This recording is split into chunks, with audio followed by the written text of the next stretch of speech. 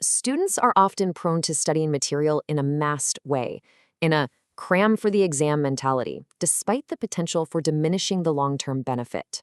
Hello to all viewers of my channel. You know the scene, right? It's the night before a huge exam, you're surrounded by a mountain of books, and you're trying to force an entire semester's worth of knowledge into your brain. It's the classic cram session.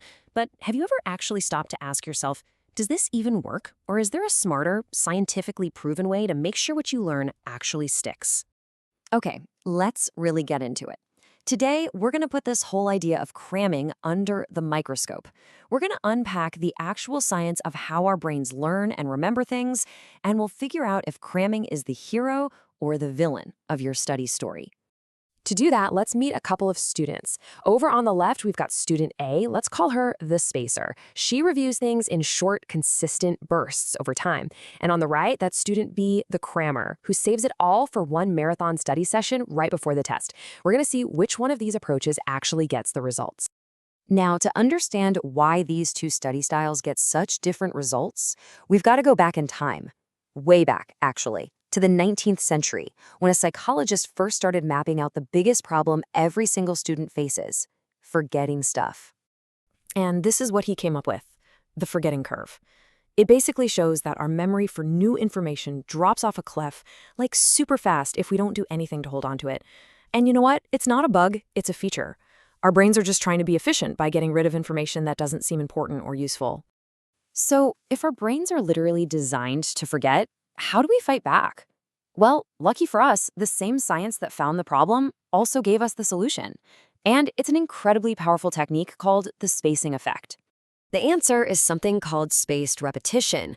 All it means is that you review information at just the right moments, with the time between reviews getting longer and longer. See, every time you pull a memory back right when you're about to forget it, you're telling your brain, hey, this is important. And that effort is what builds strong neural pathways, moving that info from flimsy short-term memory into solid long-term storage. So what does this look like in the real world? Well, a schedule might look something like this. You review something the day after you learn it. Then you wait 6 days, then 15, then 37, and so on. The key is that the gaps get longer. You're not just mindlessly rereading, you're actively recalling.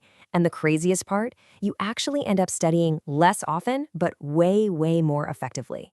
Now, this all sounds pretty great in theory, right? But does a psychological trick from the 1880s really hold up in a modern university classroom? Well, to find out, a team of researchers at the University of Leeds decided to put spaced repetition to the ultimate real-world test. And listen, this wasn't some tiny 2-week experiment. They tracked hundreds of undergraduate physics students for 3 full years. They gathered some seriously solid data on what study habits actually work when the pressure's really on. So here's how they did it. They gave over 400 physics students access to this web app with practice questions. Then they just watched. They sorted the students into 3 groups. You had the spacers, who used the app regularly over time, the crammers, who just binged on it the day before the exam, and the non-users, who, well, they just ignored it completely. Okay, now this is where it gets really good. After years of tracking these students, it was time to see who actually came out on top. And the results weren't just a little interesting. They were a huge win for the science we've been talking about. So first up, let's look at the final exam performance. On one side, you have the spacers, who practiced consistently. On the other, the non-users, who didn't practice at all. Who do you think did better when it all came down to it? The data tells the whole story. After they adjusted for things like prior grades, the spacers scored an average of 70% on the final. And the non-users? They were way down at 61%. I mean, that's a crystal clear victory for studying smart. And a 9-point difference is not small potatoes. In a lot of universities, that's the difference between a B and an A, or an entire degree classification. This method didn't just help a little bit. It made a huge, tangible difference in their actual grades. Okay, so getting a good grade on an exam is one thing. But isn't the real goal to actually, remember what you learned? What happens after the test is over, after the summer vacation? What knowledge actually sticks? And this, right here, is the most important part of the whole study. The researchers hit the students with a surprise test after summer break. The non-users, they remembered only about 34% of the material. But the spacers, they still had 45% of it locked in. That's an 11-point gap. This proves that spaced repetition isn't just about passing a test, it's about building knowledge that truly lasts. And look, this wasn't a one-off thing. You can see it right here in the data from the paper. Year after year, the students who spaced out their practice consistently scored higher.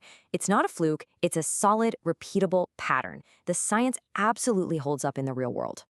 What's so amazing about this is that it's not some abstract, complicated theory. It's a real principle you can start using today, probably right on the phone you're holding. In fact, tons of the most popular learning apps out there are built on this exact science. You know in Duolingo, when a skill cracks and you have to go back and review it? That's spaced repetition. Apps like EnglishDom use an algorithm based on that old Ebbinghaus curve to show you words right when you need to see them. And then you have powerhouses like Anki, which is a flashcard app built from the ground up on this one powerful idea. So, the evidence couldn't be clearer. Cramming might feel productive, but it's really just a short-term trick that leads to long-term forgetting. Spaced repetition, on the other hand, helps you build a solid foundation of knowledge that actually stands the test of time. Turns out, the secret to learning that lasts isn't about studying harder. It's about studying smarter. So the only question left is, how are you going to use it? Subscribe to the channel and also suggest your topics for future videos in the comments.